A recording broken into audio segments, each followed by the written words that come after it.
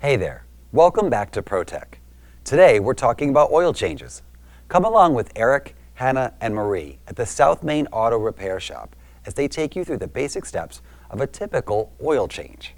This is a very common service performed at most shops, and you may be surprised that you get more than just an oil change. Check it out. Hey there, viewers, and welcome back to the South Main Auto Channel. Today, joining me, Miss Hannah and the lovely Miss Marie, and we're going to be doing a basic maintenance, or I guess oil change, if you will, on Miss Hannah's car. I'm going to bring you guys along, show you what happens here at SMA when we bring cars in for this basic service. Perhaps it'll help you in servicing your own vehicle. What's step one, ladies? No, step one is find a friend with a lift. Makes the job a lot easier. But if you don't, make sure you're jacking your car up, supporting it with jack stands. And if you don't know how to do that, make sure you research that prior to doing it. Definitely don't want to get under your car when it's just on a jack. We have the car sitting on the lift. First thing we usually do is whatever you can do before you pick it up in the air. So we're going to check some of the fluids under the hood, which on this car are going to be coolant, brake fluid, washer fluid. We're going to look at the air filter. Another good habit to get into is actually check your oil prior to changing it if you don't know, how much oil your car is consuming, which on Miss Hannah's car consumes a fair amount. Straight oil. How much do you go through? I check it once a week and I just fill it. Oh, okay. Once a week. Yeah. It sometimes down, it sometimes doesn't. Depends on how many miles I put on it. Well, there you go. And then again, we'll do like just visual inspection of the hood. We're going to look at anything obvious, rodent damage. We're going to, just take a peek at the belt if it's visible, see if that's starting to crack. This car has a cartridge style filter, so we'll be pulling that out and letting that drain. And that's about it. If it's, you can look up on the cowl where the fresh air intake screens are for the HVAC unit. If there's a bunch of crud on that, you can clean them off, blow them off, vacuum them, whatever. And just an overall visual inspection to see if anything looks out of place. Miss Marie's going to pull the cover off the top of the air filter. Miss Hannah is filling up the washer jug. All stuff that we would do during a normal service. Now those screws might not come all the way out, or they do. 2 pumps? 2 or 3 pumps? 2. 3, sorry. I'll take the screws, and then you're going to want to unplug the mass airflow, so you got to wiggle that little gray piece out, which could be a real stink pot. Oh boy, it's just the gray piece that moves. Take it. Coming in. Just give it a little flick. Not cutting yourself. There you go. That pops off like so, and then use this. Loosen up that clamp. Nope. There's a clamp there, young lady. Oh, hiding on you. Duh. Why are you turning all red? Not turn off. Oh, okay. That's My pretty, natural that's glow. pretty good. And then we'll just wiggle that right off. Then pick up the front and slide her out. Perfect. And pull out the filter and have a look-see. Oh. Whoa! All kinds of colors. It's getting a little crusty. Certainly I've seen worse, but it is getting time for replacement. And it feels a little saturated. The water sitting in there is just a little tiny bit. We've had a tremendous amount of rain recently, and you can see some of the discoloration on it. So we're going to get our new filter. It feels soggy. So Miss Hannah's going to pull the oil filter on this car. So these Ecotechs use a little cartridge filter. It goes right in the top of the engine. And so we'll get a new filter. Shouldn't be too tight. New O-ring that goes on that. And it's important that you do this prior to pulling the drain plug, because there is oil, in that reservoir that's going to be in there, and by pulling the filter out, it allows it to all drain down. You just keep turning. Yep, it should. There you go. Yep. And then we'll get a rag, because these things can be messy. You just kind of cock them sideways, let them drip for a little bit, and then stick the rag under it and pull her out, and then we'll pop the filter off and get the new one on there. And when that's out, I usually like to take a rag and just wipe around the inside edge of it. Sometimes the O-ring sits down a little further on the threads. It can build up a little bit of junk on top of it, so it's always a good idea just to make sure that's clean. I got Miss Hannah a pick. So you're going to pick off the O-ring. Just get underneath that. Always make sure you're changing out that O-ring. Filter should always come with one. There's a new filter, and this is where it seals on the bottom inside the housing. And then this is the new O-ring, which we'll put on last. Go ahead and pull your filter right out. Now that filter snaps in on these fingers on the top. And then just look in there, make sure it's clean. And then is there any junk or anything around the threads? Sometimes just take a rag and just, wipe it off on the outside. Now you can take and roll your new O-ring on there. Kind of difficult with gloves on sometimes. Don't ever use like a pick or a screwdriver. It's best you just roll them on and they self-straighten and recenter on there. And then also make sure that you get it in the groove that belongs. And I actually had one of these cars come in. It was actually Ecotech. The guy had it jammed into threads here, and it was almost impossible to get that cap off. Am I in the right one, or does it go down farther? No, you're good. It's in that big groove, yeah. And that's a mistake you can make, because so you look at it and you see that groove right there. It looks like the O-ring can go there, but if you follow it around, that's right where the thread starts. So be careful with that. And then you go ahead and click that back in. Just like this? Yep, and give it a push. There you go. That's it. Then we can put it back in the car. Good idea to take a little bit of new oil, just wipe on that O-ring, and it'll slip together a lot easier. And then you just want to make sure that when you put that back in, that you start it by hand. Don't ever use a tool or just plastic thread. You should be able to screw it in, right down to just about the O-ring by hand. And then when you're tightening it, don't go full grill on it, because the next guy won't be able to get it off too easy. Is that tight enough? Yeah, just a little snug. So there is an actual torque spec on them, but just ginger, I guess it would be. Now, before we go up in the air with it, I always like to remove the oil cap, just kind of stick it to the side, not where it's going to fall down. These I usually flip them upside down and set them on top of one of the coils or near it. We can take wintertime is coming, so we're going to check the coolant to make sure that it's up to par temperature-wise. Now, it's not the only coolant check you can do. You can also test the pH level in them, and then same with brake fluid. We'll look, see where that's at. Now, if that is down below the maximum, don't add fluid to it, because as your brake pads wear, your fluid level goes down. So, a lot of times that can be an indicator. If it's down the minimum mark, a lot of times if that was full when the pads are new, that's an indication that you will need some brake service. And the other thing you can do, you can get brake fluid test strips to check the amount of moisture that's in them. So he's going to pull the lid off the coolant reservoir. Now, if your car is hot, don't just yank it off like that, because you might get a face full. We're going to use a little antifreeze hydrometer and fill it up just to see what the freeze protection is at. Give it a good squeeze. Oh man, she's leaking. We grabbed the broken one. Shame on you. Kind of showy running here. There you go. So I'm just squeezing the sides because this is the one I have that leaks, oddly enough. And we can see there's a little float in it. Let me zoom you guys in on that. We can see your freeze protection is good to about 40 below zero, which should be good for our climate. So hopefully you guys can see that. The little floater in there with the little pointer is just above minus 34. So if it gets below 40 below zero, Tanner, stay home, because your better not get below. your car will be frozen. Everyone should be home if it's below 40. You grab a light, Hannah? Like I say, we'll just have a peek at the fluid, which we can see it's just below the max line. It is getting very dark and contaminated. It should be flushed. So if let's say Hannah was just a normal, regular schmo customer, I would recommend that service to them, and let them make the decision from there. So we'll just give it the rest of the little visual once over.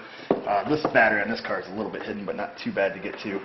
One thing you can look at, or you want to look at, is, if we can get it off here, is just kind of visual inspection on the battery terminals, which are on this side that you can't see.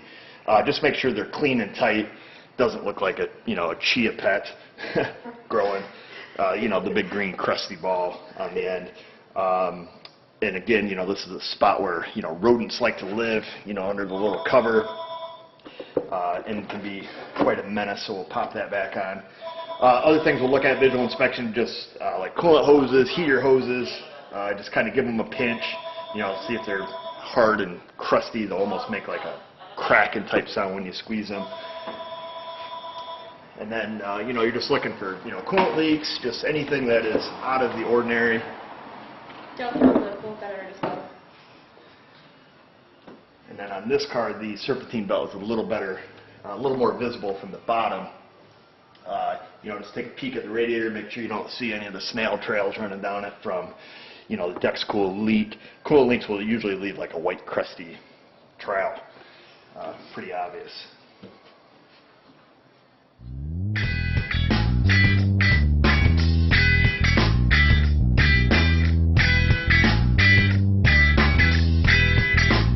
Once the car's up in the air, and then we typically will just dump the oil out of it because there's a lot of other things we have to look at, and it's nice to just get the oil draining first and then set the car back down a little bit and continue on with some of the inspections.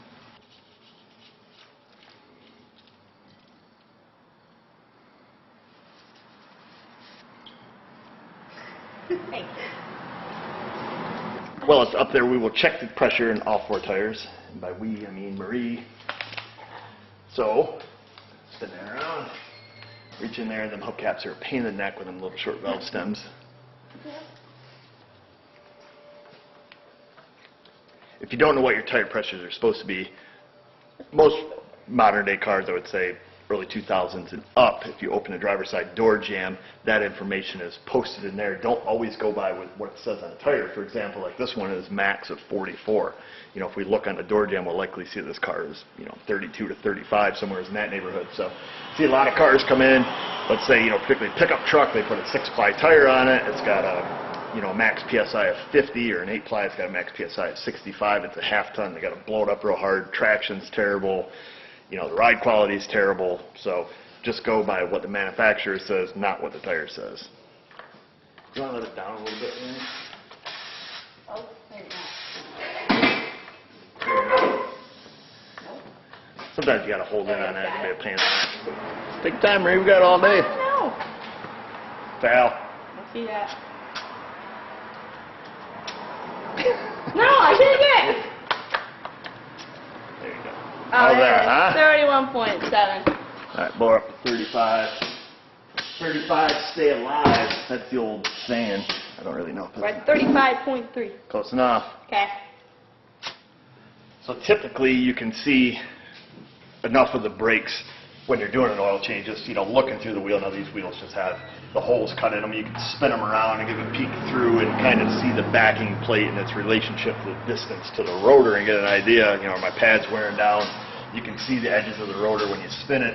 See if there's any big rust chunks or cracks. Now, any of you following the SMA channel know that Hannah just did these brakes, so they still look to be in great shape. How many miles did you put on them? 3,000-ish? Yeah. So they still look good. If you look at them and you're like, I just can't see that, it looks really close, usually at that point I get the customer's permission, pull the wheel, and have a closer look at them. Well, I've got the car down like this, good idea to have a look at the springs, front and rear. Usually we'll grab the wheel, give it a wiggle up and down, checking for wheel bearing movement. We'll go side to side, give it a feel, checking for inner and outer tie rod ends. And a lot of times you do like a 3 o'clock, 7 o'clock hole, right? The 3 and 7, a little bit past 7. Give it a wiggle that way, and then again, like 11 and 4. And a lot of times if you have a bad ball joint, you'll feel it like that. Or sometimes it's grabbing the bottom of the tire and pulling it, depending on the suspension configuration. But we'll just make sure everything's tight. Go around and do that to all 4 wheels, all the bearings, even in the back, and make sure everything looks good there. Yep, just left to right. Up and down, give it a little shake, up and down, see if you do anything. And then on these front-wheel drive cars, you can also take the wheel and just give it a spin. Give it a spin. Yeah, just give it like a wheel of fortune. And then if you have a failing rear wheel bearing, you can oftentimes hear it clear as day. But most customers will, complain about it. You'll hear it. It's growling. They say something. Spinner. Make sure. Quiet. How's the tire pressure business going, Marie? Good. All of them are good? Good. Hannah's life depends on you, I don't want to be on that side of the road. With a flat tire. You coming to change Ever it? since you. I can help you change it. I'm sure it works. Did you give it a look at that spring yet, Hannah? I did. So you gotta watch some of them because they will break like the bottom couple inches off the coil. And the easiest way, if you can't see them, is just feel around them. You'll feel, usually when the spring breaks, it's very jagged, it's a very pointed edge on it. And same thing up at the top. Just give a look at the strut bearings, make sure, particularly in upstate New York here, that they're not corroded and broken off and the spring's actually jammed right up against the top.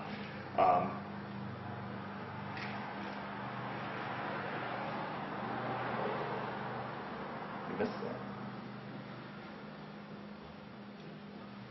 that. Oh. You fired, Hannah. 10. So it felt to me that there's a little bit of movement over here, and it feels like a lower ball joint. Can you guys see that? Come stick your head around here, ladies, and see if there's going to be some movement from the knuckle in relationship to the lower control arm here. Oh, yep. Is there? It moving? Yep. Is that what you're talking about? Yeah. Yeah. So, It's moving, yep. in a bad way? Sadly. No, see, I can't feel it right there. No. Here, am I able to? Why don't you, let me- like let this me- side to side? Let me just grab this corner, right there. So, Yeah. oh, right in my melon.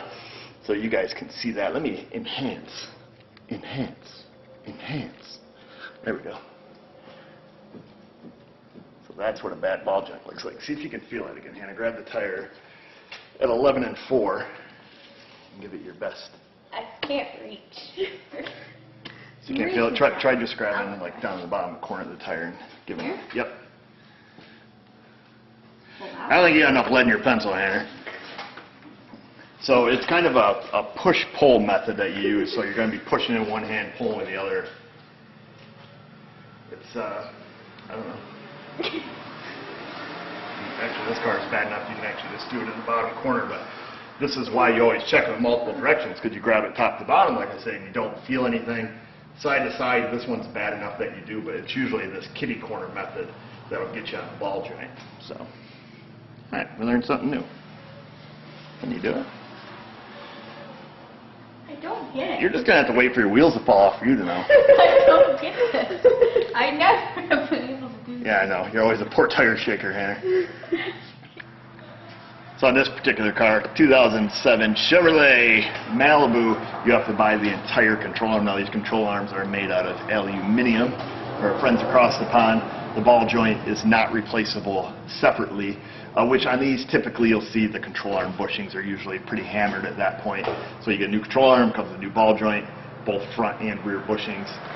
So not a big deal, but this is the kind of stuff we like to check during oil changes, because if you, a lot of times if you're a home gamer just doing spill and fills or going to the Jiffy Lube, a lot of this stuff may not get checked, and it's good just this way we can advise our customer, let them know, hey, here's what we see, here's an estimate, what would you like to do? Which one's lining up? Keep going. 7, so you're on the line, so 7. So Hannah's using a tread depth checker. This little guy right here, it's going to give us millimeters on one side for our metric folks and 30 of an inch on the other. So she's just going to come, look at the tires, make sure they're worn nice and even, which hers are. They've been rotated probably every other oil change or so. Stick your tread depth checker up here, lightly push it in, make sure it's bottomed out. Then you come and read, and you can see her front tires are at about 7/32 of tread.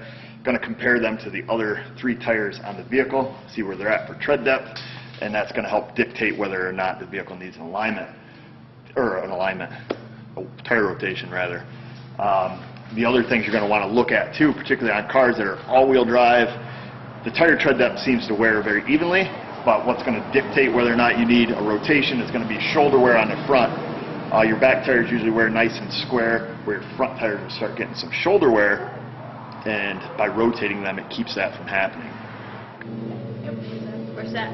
All 7. All 7? Yep. Plus, what we in September, you're going to be throwing on snow tires probably before Yep. too long anyways. So Hannah runs a full set of snows already mounted on wheels, which is a great thing to do. And so does Miss Marie on her little Honda she drives. And what's nice is it gives us the ability to run your all-season tires or summer tires right to the last minute, get big snow prediction, throw your tires on, and you can get, how many years you got out of your snows? Well, you just bought new I ones. saw one, so Yeah. hopefully a few more. Yeah, typically what I'll see customers do that have snow tires mounted on a separate set of wheels. We'll get 4 or 5 winters out of them, because sometimes you can save them, and you might not have to put them on until January or late December, and then you're able to yank them off, March, early April. So So the car back up in the air, waiting for it to finish draining. We're just going to check the rear springs on here. This particular car, these Malibus, are notorious for breaking the bottoms off the rear springs.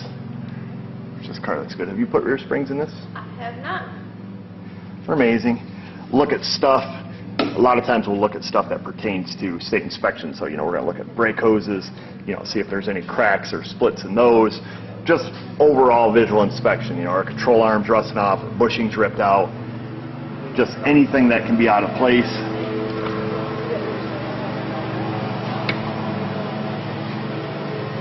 Anything that might need attention. Look at the conditions of the brake lines and fuel lines. Now this car has been fluid filmed and crowned.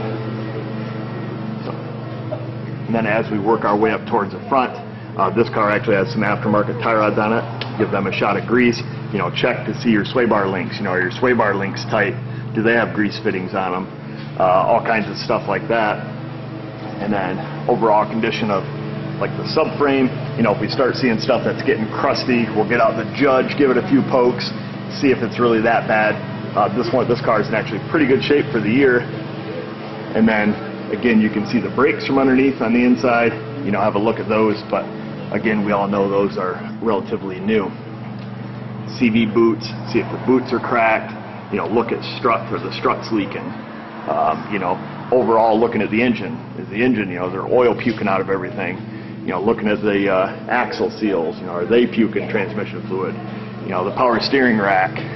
This car is electronic, so it better not be leaking power steering fluid. You just melt my little heart, Hannah. You actually miss the smell of brake clean? Do I have to do the little, Well, yeah, show them the brake clean. Come on. There you go. So she's just going to clean off around where the drain plug goes on the oil pan, and then she's going to blast off the drain plug. There you go, that's good enough there, lady. And then she'll clean off the drain plug. They have a faced rubber washer on those, make sure that's in good shape. Now a lot of cars use aluminum crush sleeves or copper or plastic.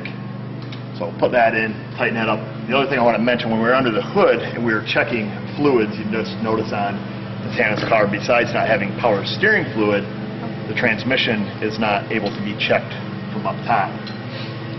Her car has an overflow plug right down here. This car actually has to be checked on the lift with it running. Pull the plug out of the transmission, make sure it's dribbling out after it's fully warm. If not, then you go up top and fill it up.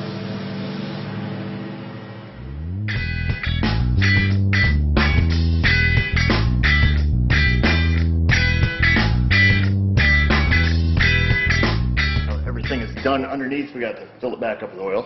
Definitely do not forget that step. Miss Hannah will do that. This car takes 5 quarts of the 530. the easiest way to do it. Whoa, yeah, I'll give you a hand there if your oil or air filter, Mary. Usually what I do, hold my finger over the end, bring that down to the oil fill, take my finger off it, and then pour it from there. You can just leave it there. Oh, you want me to just leave it there? You don't want to work for it? Got it? Got it. If she flicks out on you now, be careful you don't spill it over this edge. It's all in the technique, Miss Hannah. Okay. Yeah, you just set it right down in there. That's that. So, you got your connector. Oh, yes. Push the gray thing in. The gray lock. Give it a push. There you go. Thank you. So, there's that. Perfect. My job here is done.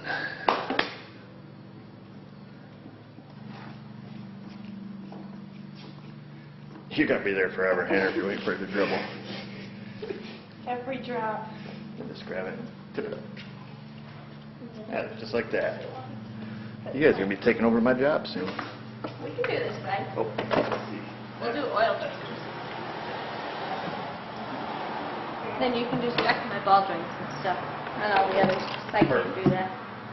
Perfect, Marie. Yeah, everybody have clean oil, bad ball joints. Yep.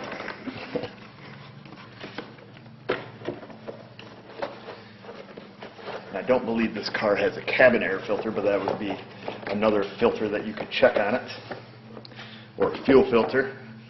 A lot of times those are underneath the vehicles. This car is not. It's actually in the fuel tank. Now we're good to start it. Everything looks good. We're going to take fired up. Visual inspection check for leaks. Make sure it's not leaking around the oil filter housing. Take a quick peek underneath it. Make sure it's not leaking around the drain plug. Double check the oil level and ship it. So you can hear that change in tone from the time it starts with no oil pressure to the time it gets oil pressure. Once your light goes out, let it run for 20 seconds or so. Shut it off, let it sit for about a minute, and then check the oil level. Would you like to do the honors, Marie? The big yellow stick. Give her a pull. There you go. Some oil dipsticks are difficult to read when the oil level, or when the oil is super clean. Yep. Just turn it around. Just turn it around. Oh yeah, yeah. A lot of times you can. Then just take and flip it around, and you can see that clear line on it. Yeah. And then you just kind of follow that back around. That's right to the max mark. Perfect. Perfect, You did your Hannah. job well. Go give yourself an award. An award. Yes. Ice cream award? Yes. Ice cream award. Ice cream Best sounds kind great. of award. Oh, click that in all the way, Marie. There you go. Perfect. Perfect. Don't worry, Hannah. They can't smell how bad your car smells. So one thing we want to do when you're done is we want to flip through the menu here, get to the oil life reset. We're going to press and hold the enter. It says it is acknowledged. We will go back through, see if we can find it here. Oil life's at 100%. That's how you do it on this cars. Other cars have, a lot different procedures. Get back to where we were. However we do that, there we go. Last but not least, the oil change reminder sticker up in the corner of the window, complete with smiley face, it looks like. Yeah. All right, folks, that's it. That is the basic service that we would provide here at SMA, bringing in your standard everyday front-wheel drive car for the oil change or maintenance, however you want to look at it. Any questions, ladies? Comments, concerns? Did you learn anything? Check the tire pressure, fill it up. Change the air filter? Yep. Look your car over? Where the clamp on screws. Oh, not to check a ball joint? Yes. Yep. Never trust Hannah if she says the front end is tight. But that's just a few of the procedures that I'm sure we probably skipped a couple things. It's kind of hard for me sometimes to just pull this stuff off the cuff, what we look at, because I've been doing it for so long.